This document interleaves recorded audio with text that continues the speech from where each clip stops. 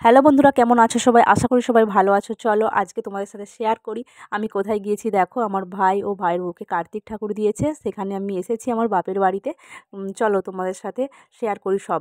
দেখো, আমি প্রথমেই চলে এসেছি কার্তিক আমার ভাইপোর কাছে। দেখো কত সুন্দরভাবে আমার ভাই এটা নিজে বানিয়েছে। আমার ভাই যেহেতু আর্টের কাজ করে, নিজে ছবি আঁকায়, তো নিজে গরুর গাড়িতে কার্তিক বসে আছে, নিজে আমার ভাই বানিয়েছে। দেখো কত সুন্দর। আর এদিকে দেখো, এক প্রদীপ জ্বালিয়েছে, এটা আমার ভাইয়ের বউ। সে নিজের হাতে এই মাটির থালা বানিয়ে প্রদীপ বানিয়েছে। এই ডিজাইন, হাতের কাজ সব আমার ভাইয়ের বউ নিজের হাতে করেছে। দেখো কত সুন্দর। সত্যি এত সুন্দর হাতের কাজ সত্যি ভাবা যায় না। আমার তো খুব ভালো লেগেছে। তোমাদের কেমন লেগেছে কমেন্ট করে অবশ্যই জানাবে। দেখো এদিকে আমার কার্তিক ভাইপো আর আমার ভাইয়ের বউ পুজোয় বসে গিয়েছে কার্তিকের পুষ্পাঞ্জলি দেওয়ার জন্য।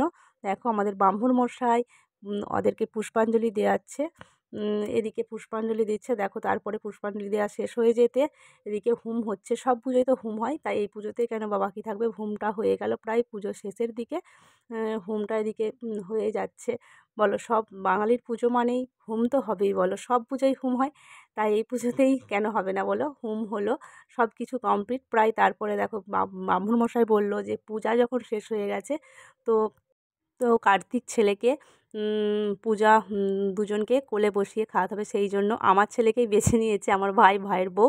দুজন মিলে ছেলে কার্তিককে মিষ্টি খাওয়াচ্ছে আমার ছেলেকে। আর তিনজনকে কেমন লাগছে অবশ্যই জানাবে। আর পূজা এদিকে শেষ হয়ে গেল, তারপরে আমি চলে এলাম আমার মা কালীর কাছে। এটা আমাদের বাড়ির মা কালী। আর কার্তিক পূজা হচ্ছে, তোমাদের সাথে আমার মা কালীকে শেয়ার করবো না তা হয়? বলো।